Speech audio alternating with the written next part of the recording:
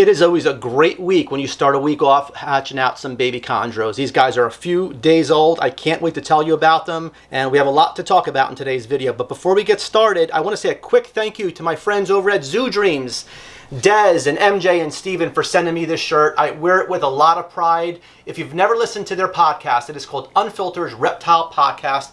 I listen to it all the time. As far as I'm concerned, those three are definitely the future of reptiles, so please give them a listen. And also a special thank you, my friend Billy Rose at Mutation Creation. Billy was kind enough to feature my YouTube channel on one of his latest videos. Thank you, Billy. It means a lot to me. If you don't know who Billy is, he is one of the cutting edge guys with ball pythons today. So please be sure and check him out. I got some animals from Billy a few months back. They were amazing. He ships plenty to the United States. So the fact that he's in Canada, don't concern yourself with that. Anyway, thank you to all those folks before we get started today. Hey, so with these baby chondros I just hatched out, I just thought it would be a great time to talk about a couple things I'm always getting questions about. The first is, hey, do you cut your chondro eggs? And if so, if and when do you cut chondro eggs? So let's get into that today, and I'll give you a definitive answer on whether or not you should cut your chondro eggs. Another question, yellow versus red babies, what's the difference? They both turn green after all, right? So why should I what's the difference between picking yellow and red? I'm going to definitely clarify that for you guys today. Breeder Spotlight, my friend Alan, literally, I don't know, a few weeks back had one of the most beautiful litters of Amazon basin emeralds from a really unique female. So I'm excited to show those off to you today. And lastly, I'm going to get you up to speed on my breeding updates. A lot has gone on since the last video. Babies hatched and more babies are feeding. I'm expecting more babies, so I'm going to get you caught up, and let's just jump into today's video. Hey, so in today's Breeder Spotlight, I want to feature my friend Alan Olgunaiki. Alan, I hope I'm saying your last name correctly. Alan Olgunaiki. I just call him Alan. It makes things a lot easier. So Alan's been working with Amazon basin emeralds for about 5 years. The pair he has now that produced for him, they're about 6 years old. I'm going to put a picture up right now of the female. As you can see, she's pretty unique. She has no crossbars, that thin, beautiful white line on her. Alan actually imported her from Germany. Beautiful animal. And the next picture I'm going to show you guys are the 8 babies that Alan produced from that female this year. And so congratulations to Alan on producing these babies. But you know what I love most about this story is that Alan last year would have been his first litter of Amazon basin emeralds, and it was just really problematic for him. Unfortunately, he wound up losing all the babies in his first litter, okay? So it was a bust. But what I love about Alan is he's on Facebook, he's on Instagram, he posted it, he took it like a champ, he explained what, you know, he did wrong and how he can make corrections. And I just love when people, hey, it's so easy to share the good news all the time. You know, I love posting pictures of my eggs hatching like anybody, but how we really learn from each other is when we post some of the negative stuff, the things that just happened beyond our control. So that's why I really want to give Alan a lot of credit. So Alan, thank you so much for being part of this episode's Breeder Spotlight. And for those of you out there who have your own Breeder Spotlight, you want to share some pairing you just had, some high-end arboreals or some difficult to breed animals, send them to Gary at gsreptiles.com, and I'd love to feature you in a future video. Hey, so this next segment what we're going to talk about, guys, is cutting eggs. If you should cut your eggs and when you should cut your eggs. So first off, I showed you these in the beginning of the video. These are just some Manokwari chondros that hatched out only a few days ago. There were a total of 5 eggs, so I have 3 live babies. One was deformed. It's dead in the egg now. I left the egg in there to show you guys. The other one was fully formed but dead in the egg. So why did 3 out of 5 hatch and not all of them hatch? Well, that's simple, guys. That's because chondros hate me. We all know that. It's not. I think that's just the case of it. Chondros hate me, but that's something I'm dealing with. Honey, you know chondros don't hate you. Honey, you're lying to me. Chondros hate me. Don't even. We all know chondros hate me.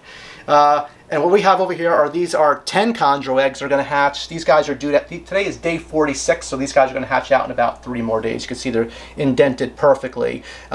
Just one quick thing, you can see how I do this is that I keep water on the bottom of this enclosure and when they're getting ready to hatch, and until I see the very first egg pip, then what I do is I get rid of all the water and then I put paper towel on the bottom of the hatching tub, okay, with the perch in there. So that's one of the first things I do as soon as I see the first baby hatch, because the one thing we don't want them doing is we don't want the first baby hatching coming out in the middle of the night and then drowning in the water. That would be a real tragedy. So step number 1, you see the first egg pipping, get rid of the water and now put them on damp paper towel. Okay, so your first egg just pipped. Your eggs are now over damp paper towel. You put some perches in there and There's nothing for you to do at this point, guys. You just walk away, and now we wait. However, 24 hours later, what we're going to do is we're going to go back into those chondro eggs, and any that have not pipped yet, we are going to manually pip. With a small pair of scissors, we're going to just make a small little tiny L cut into each egg, okay? You do not have to be nervous. I promise you it's going to be fine. I do it all the time. If you've never cut eggs before, I have to tell you, you should be very careful doing so. I mean, it's not difficult to do, I promise. You're going to be nervous if it's your first time, but just go through it, and you could make that small incision in each egg. You can watch, there's tons of ball python videos all the time. You can see guys doing it, making that little cut all the time. If you've never done it before, it would be great in a perfect situation if you've had somebody who can have somebody with you who has done it before. If you've never done it before, also you can practice on a clutch of like Carpondro eggs. This way, if you make a mistake, it's a win-win situation. So why do we cut eggs? It's because I have lost far more baby chondros by not cutting eggs than cutting eggs, and I know that for a fact. You need to trust me on that. Many times I've waited too long to cut a clutch, only to find scratches on the inside of the chondro egg. You can see them very clearly, these little scratches where you can see the chondro was using its egg tooth, trying to cut its way out of the egg, and it was unsuccessful in doing so. It was a big, beautiful, fully formed baby that suffocated in its egg. And after it happened to me a few times, I said, I'm never going to let that happen again. So by making a small incision in your chondro eggs, a small one, guys, the shape of an L, it's now manually pipped, and now those little babies can come out freely. If the animal dies still after that, well, there was a problem with the animal to begin with, something probably genetic, and there was nothing you could do to save it. So again, I have lost far more animals, far more baby chondros by not cutting eggs than by cutting eggs. So my advice for you too is cut your chondro eggs 24 hours after you see the first one pip. Okay, so the next thing we're going to talk about today are, with baby chondros, red versus yellow. That is a question I get all the time. And as somebody just getting into chondros, I can imagine how confusing that might be, because you're thinking to yourself, well, if they both turn green anyway, why are the red ones always so much more money? And I'm going to explain that to you today. So we're going to talk about with designer animals. Let's talk about those first. If there's a specific trait that you like, whether it's a high black animal or a really high blue animal. Let's talk about high blue animals. They seem to be on everybody's wish list. So if you're looking at high blue animals, okay, and you see the offspring and some are yellow and some are red, you have to remember that those red ones are going to be closest, they're going to more closely resemble the parents, or more closely going to resemble that trait that you want. It's just based on history. We know that if you take high blue animals and you breed them together, and you get red babies and yellow babies, I can guarantee you that the offspring that are red are going to be far more blue than the yellow ones are going to turn out, okay? Same thing with high black animals or melanistic animals. It's those animals that are just darker in color. Again, let's take a clutch of high black animals, melanistic animals, which produce both yellow and red babies. I guarantee you, we know from history, from raising up enough generations of red babies from these high blue traits and melanistic traits, that the red babies, especially the darker red babies, that's why you'll even see a significantly higher price on, you know, there's not just red, there's red and there's really, really dark red. Those babies, the darkest of babies with the least amount of pattern, we know from history, tend to be the most beautiful adults, you know, when you're looking at a specific trait, the highest blue and the highest black, okay? And that's why there's such a difference in price.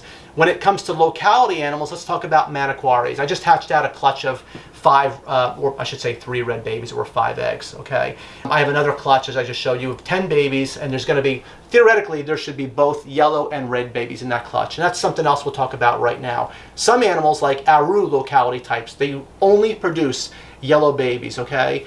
Maruki locality types only produce yellow babies. That's all you're going to see with those. However, in the other locality types, specifically like maniquaries, you're going to produce both red and yellow babies. Both of my adults, in this case, the clutch that I just showed you, they were both red. Both adults were red as babies. This is the male right here. He was a red baby. I know he was a red baby, even though I never saw what he looked like as a baby, because you see those blue diamonds on him? Those blue diamonds are significant, or they're very telling of an animal that was a red neonate, okay? So even though I produce a red neonate animal to another red neonate animal, I'm going to produce both yellow and red offspring. If both of them were yellow as babies, if the pairing I just had with those 10 eggs, if they were both yellow when they were babies, I would only produce yellow. So let's go over that one more time. I know it was a little confusing. If you have two adults and one is yellow and the other one is yellow, you're only going to produce yellow offspring.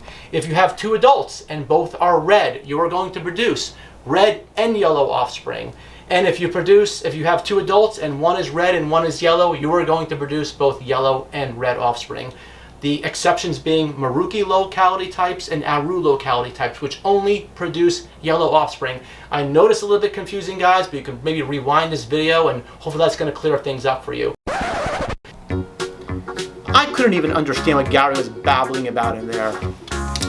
So, if you have adult chondros and one was a yellow baby and the other was a yellow baby, you breed them together, you're going to get all yellow babies. If one of your adults was yellow and the other one of your adults was red and you bred them together, you would get both yellow and red babies. If both of your adults that you're breeding together were red as babies, you're going to get yellow and red babies. Okay? The only exceptions would be in certain locality animals. Marukis, Arus, and Kofiau types, also known as canary chondros, will only produce yellow offspring. I hope that helps. But let's get back to what I started talking about originally.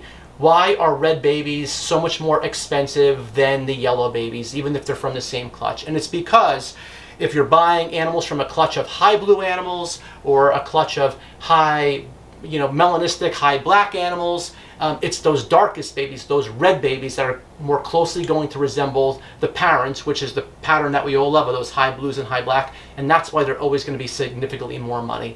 There's no guarantee those animals are going to be exceptional, okay? There aren't, but odds have it that the red offspring are going to be much nicer and display the traits of the parents, okay? So I hope that makes sense to you, and if it doesn't, you can write me in the comments on this video and let me know if you have any additional questions. Okay guys, so the next part of our breeding journey, here's a quick update on the baby Conicus sand boas. They're all doing great. There are 9 babies total from 2 separate litters. So many of you out there have reached out to me about getting a pair of these from me. I promise I'm not trying to delay you, I'm not avoiding you or ignoring you. I just wanted to make sure all had several meals in them before I shipped them out. So this week I plan to get them all sexed out. We're going to pop them, and then I'll get individual pictures up, and those of you who are interested, I'll make sure I get out to you. And they're just looking really awesome, so I'm excited to get these guys into your hands.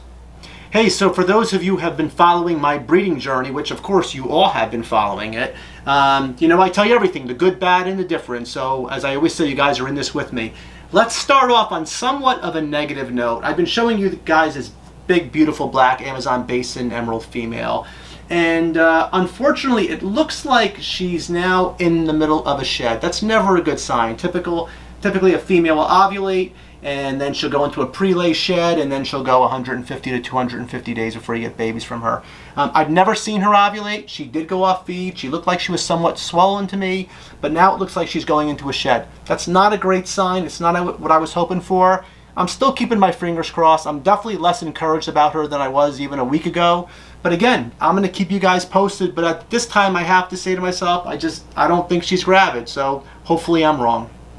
Okay, so in the next part of our breeding journey, guys, so I just showed you the chondro eggs. I have 10 chondro eggs due to hatch this week. The first 3, as you know, are out. I'm going to hold on to that entire clutch, guys, those 3 babies that I just showed you. So I know a lot of you have been interested in those, but I'm going to hold the first 3 babies back. I'm hoping to be able to make from the second clutch. I'm going to hold at least 3 or 4 of those back. So with any luck, if they all hatch, I'm hoping to make some of those available. I know a lot of you have reached out to me on those. Last part of our breeding journey for this season so far is this silver Savu python female. In the last video, I mentioned to you guys she had ovulated. I showed you the ovulation in the video, and since that time, she's had her pre-lay shed. It's always so weird because she's not feeding. She clearly ovulated. I just wish she looked bigger to me. I mean, I'm not saying there's a problem. It's just that I'd feel a lot better if she just looked more swollen to me. But she only had her pre-lay shed a few days ago. If she's gravid, which I pretty confident she is. Within 15 to 30 days, I'll get a clutch of eggs from her. So I'll keep you guys posted. But she looks great. She's definitely fat. She's just not as fat as I'd hoped she looked. But again, she's refusing food. I'm really encouraged by her. And keep your fingers crossed for me. Hey, so that wraps up another video, and thank you again so much for watching. Thanks to everybody out there who has been subscribing to my videos. The channel is doing really well. We are growing thanks to everybody out there, and thanks for sharing the videos too. I really appreciate that. Also, US ARC, we can never forget about US ARC. They do so much for us and ask so little from us, so please, $5 a month, guys. I'm going to put a link on the bottom of this video, and that wraps it up, and I can't wait to see you guys in a couple weeks. Who has the best YouTube channel? Me